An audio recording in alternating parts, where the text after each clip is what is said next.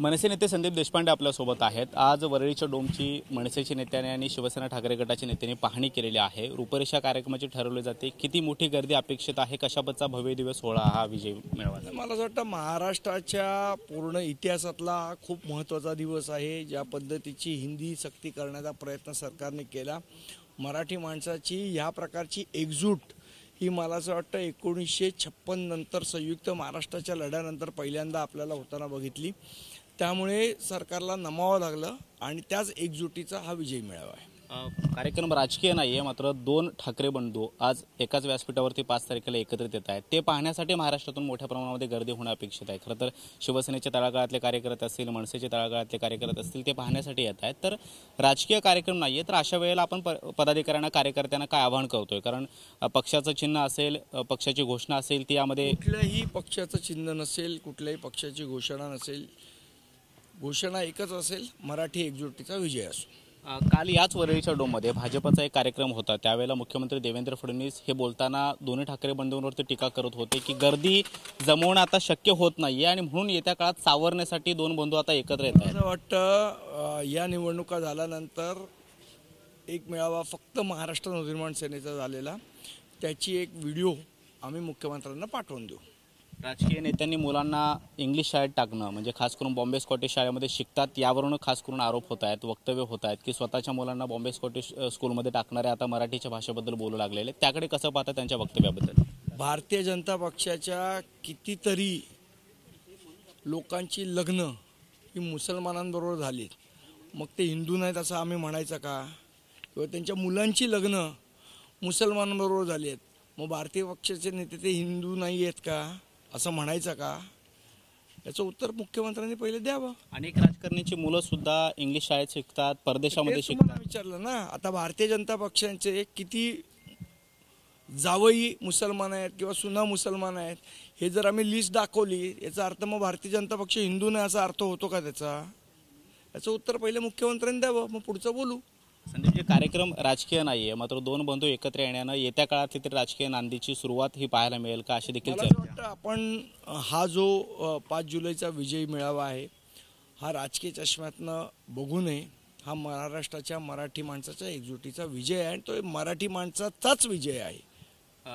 कालपासून आणखी एक निमंत्रण पत्रिका व्हायरल होते, त्यामध्ये राज ठाकरे आणि उद्धव ठाकरे यांचं नाव तर आहेत, मात्र त्यावरती असं लिहिलं की मराठी बोलण्याची सुरुवात म्हणजे महाराष्ट्रात सगळीकडे जर पाहायची असेल तर त्याची ही सुरुवात आहे आणि म्हणून मोठ्या संख्येने मराठी जणांनी या असं कार्यक्रमाला यायला पाहिजे। निश्चितपणे मला असं वाटतं की मराठी माणसाचं एक अस्मिता, एक अस्तित्व पुसण्याचा प्रयत्न हे काही लोक करत होते।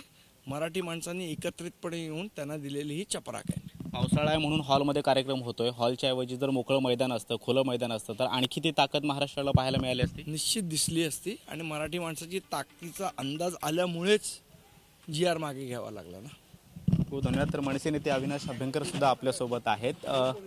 मनसेचे अनेक नेते या ठिकाणी आलेले होते, त्यांनी सुद्धा प्रतिक्रिया दिलेली आहे। मोठा भव्यदिव्य हा कार्यक्रम पाहायला मिळेल अशी आशा व्यक्त केली जाते। तर काय कार्यक्रमाचं स्वरूप असेल? हा अभूतपूर्व असा अराजकीय सोहळा असेल, जो मराठी माणसांनी, महाराष्ट्राने जो या हिंदी लाजण्याच्या भाषा शक्तीवरती जो विजय मिळवलेला आहे, सर्वांनी एकत्र येऊन, त्याच्याकरता हा सोहळा आहे। एवढंच मी तुम्हाला या निमित्ताने सांगेन। महाराष्ट्रातून येणाऱ्या मराठी जनांची गर्दी मोठी अपेक्षित आहे, तर तशा वेळेला आपण कसं नियोजन करतोय? त्यांची आसन व्यवस्था इथं तर गर्दी कमी, म्हणजे जागा कमी पडू शकते अशी देखील शक्यता वर्तवली जाते, तर पार्किंगचं नियोजन असेल, इतर सगळ्या गोष्टींची पाहणी केल्यानंतर काय आपण ते नक्की बघा, गर्दी तर अभूतपूर्व अशी होणार आहे, परंतु त्याच्या नियोजनाकरता दोन्ही पक्षाकडून जबाबदार माणसं इथे आलेली आहेत। त्याप्रमाणे नियोजनाची तयारी व्यवस्थित चालू आहे आणि पावसाळा असल्यामुळे हे कुठल्याही मैदानात घेणं शक्य नव्हतं, परंतु म्हणून त्यातल्या त्यात हा जो काही आता डोम आहे वरळीचा, त्या ठिकाणी नियोजनाची काळजी करू नका, नियोजन उत्तम होईल, सर्वोत्तम असेल आणि येणारी माणसं ही मराठी भाषेवर प्रेम करणारी असतील। हा विजय मेळावा राजकीय नाहीये, मात्र तरी सुद्धा दोन बंधूंना एकत्र व्यासपीठावरती बघायला मिळणं, इतक्या वर्षानंतर ते शक्य होणं किती मोठा आनंदाचा क्षण आहे। जरी राजकीय अँगलनं आपण याकडे पाहिलं नाही तर तुमच्यासाठी किती सुखावणारा क्षण? शेवटी आमच्यासाठी हा विषय नसतो, परंतु कुठल्याही घराण्यातले जेव्हा दोन भाऊ एकत्र दिसतात तेव्हा प्रत्येकाला, तुम्ही दोन भाऊज एकत्र आलात, आम्ही दोन भाऊज एकत्र, म्हणजे आपल्यात काही विषय नसतो, तो नक्की आनंदाचा क्षण असतो। परंतु मी पुन्हा सांगतो, हा विषय राजकीय नाही आहे, त्याला त्या अंगाने घेऊ नका। हा विजय जसं राजसाहेबांनी सांगितलेलं आहे की हा मराठी माणसाचा विषय आहे, त्यांनी केलेला मराठी भाषेवर प्रेमाचा विजय आहे आणि सर्वात महत्त्वाचं या महाराष्ट्राकरता ज्या 106 हुतात्म्यांनी जे बलिदान दिलेलं आहे त्यांना हा विजय सगळ्यांनी अर्पण केलेला आहे. राजकीय नेत्यांची मुलं म्हणजे खास करून ज्यांच्या माध्यमातून हा कार्यक्रम पार पडतोय, राज ठाकरे असतील, उद्धव ठाकरे असतील, आणखी जे लोक यामध्ये सहभागी झालेले होते, त्यांची मुलं इंग्लिश शाळेमध्ये शिकतात, यावरून मुख्यमंत्री वारंवार टीका करताना पाहायला मिळत आहेत. शिवाय जो अहवाल होता रघुनाथ माशेलकर समितीचा तो सुद्धा त्रिभाषा सूत्राचा उद्धव ठाकरेंनी स्वीकारला होता, हे सातत्याने टीका होते. दोन बंधू एकत्र यासाठी येत आहेत, येत्या काळामध्ये सावरण्यासाठी. याकडे कसं पाहताय? कसं आहे, ह्याला पोटशूळ असं म्हणतात, मी त्रास समजू शकतो आणि मला वाटतं अहवाल आणि GR ह्याच्यामध्ये फरक न समजणे पण सन्माननीय मुख्यमंत्र्यांना मी सांगण्याची आवश्यकता नाही.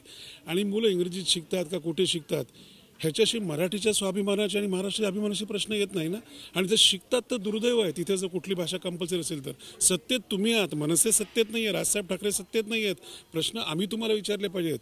जेव्हा आम्हाला कळलं ह्या GRच्या माध्यमातून मराठी माध्यमांवरती ही सक्ती लादली जात आहे आणि त्याच्यानंतर तुम्ही म्हणता की मग त्या इतर शाळेतही आहे, तुम्ही विचारू नका. तुम्ही लगेच दिल्लीची संपर्क करून तिकडची जर काही ती 3 भाषांचं सूत्र जर लावलं असेल तर ते रद्द करावं. सगळ्या गोष्टी जर आम्हीच करायचं, सत्तेत तुम्ही कशाला बसलेला आहात? मग तुम्ही सत्तेत न उतरा, आम्ही सांभाळतो सत्ता. अजून काय सांगणार? कालही ते म्हणाले की मराठी भाषेची सक्ती महाराष्ट्रामध्ये झाली पाहिजे, हिंदी भाषेची सक्ती नाही आहे, मात्र हिंदी भाषेचा अभिमान आहे, हे उघडपणे ते स्टेजवरती बोलले. भले त्यांचा तो प्रश्न आहे, पण आपण या सगळीकडे कसं पाहतो? कसं असतं, प्रत्येक भाषेचा एक स्वतःचा अभिमान आहे, स्वाभिमान आहे, गोडवा आहे, इतिहास आहे. 100% आमचं तर म्हणणं असं अभिमान अभिमानाच्या जागी आहे, परंतु त्याच्यावरती जो स्वाभिमान असतो ना तो मराठीचा असला पाहिजे. कारण या देशाची भाषावार प्रांतरचना झालेली आहे, त्यामुळे भाषिक राज्य तयार झालेली आहेत. आणि त्याच्याहून पुढे जाऊन असं मी सांगेन की या ठिकाणी जी गर्दी येते ना त्या राज्यांमध्ये मराठी कंपल्सरी करा, तिथे तर पहिली भाषा मराठी करा, म्हणजे आम्हाला हिंदी इथे बोलायला लागणार नाही. हे बघा, आडमार्गाने किंवा दुसऱ्या कुठल्याही मार्गाने महाराष्ट्रावरती हिंदी लादण्याचा प्रयत्न करू नका. त्याला विरोध आजही झालेला आहे आणि उद्याही होईल आणि शेवटपर्यंत होईल. कुठल्याही परिस्थितीत हे जे 3 भाषा सूत्र आहे त्या लहानग्यांवरती लागू पडू दिलं जाणार नाही. शेवटचा प्रश्न, मराठीला अभिजात दर्जा मिळाला, मात्र तरीसुद्धा महाराष्ट्रामध्ये अनेक ठिकाणी मराठीवरती अन्याय होताना आपण पाहतो आहोत. या निमित्तानं होईना मराठीसाठी जो समाज एकवटला आहे, मराठी माणूस एकवटला आहे, त्या सगळ्यांच्या माध्यमातून येत्या काळामध्ये मराठीसाठी सुखावणारे क्षण पाहायला मिळतील का? आणि तशा पद्धतीचे अन्यायकारक ज्या काही गोष्टी आतापर्यंत घडत आल्या त्या थांबतील का? जिथे जिथे मराठी माणसावर, मराठी भाषेवर आणि महाराष्ट्रावर अन्याय होईल तिथे सर्व प्रकारचे मतभेद राजसाहेब ठाकरे बाजूला ठेवून त्या आव्हानाकरता पुढे येतील. ह्याला कुठलंही राजकीय स्वरूप नसेल. आणि एक गोष्ट नक्की, आम्ही राजसाहेबांचे महाराष्ट्र सैनिक आहोत आणि हा पक्षच महाराष्ट्र नवनिर्माण सेना या नावाचा आहे. आमच्या पक्षाच्या बाबतीत जर बोलायचं असेल तर मराठी माणसावर किंवा भाषेवर किंवा संस्कृतीवर झालेला कुठलाही घाला हे आम्ही कोणीही खपवून घेणार नाही. त्याकरता कुठल्याही टोकाला आम्ही जाऊ. खूप खूप धन्यवाद सर. तर आपल्यासोबत अविनाश अभ्यंकर होते आणि मराठीसाठी सगळे मतभेद विसरून येत्या काळामध्ये स्वतः राज ठाकरे एकत्रितपणे येतील आणि त्यासाठी जो लढा आता सुरू केलेला आहे तो मराठी माणसांचा लढा आणि येत्या काळामध्ये तो तसाच अखंडपणे सुरू राहील असाही विश्वास त्यांनी व्यक्त केलेला आहे. कॅमेरामन योगेश सोबत मी कृष्णा सोनारवाडकर, TV9 मराठी, मुंबई.